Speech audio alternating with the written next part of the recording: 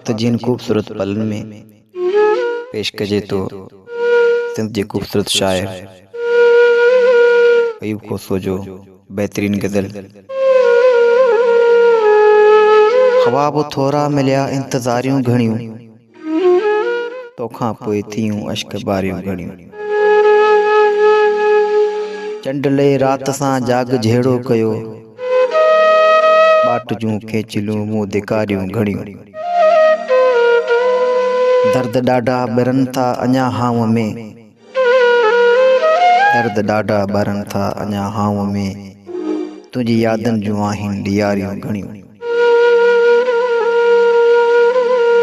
मौजज़ो आहे तुंहिंजी ॿखनि जो पिरी,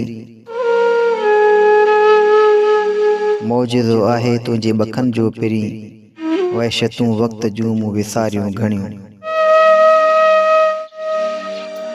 सिंध उजरे हुजण जो कसम थी खणे, थी वञनि थियूं हिते पोइ बि कारियूं घणियूं।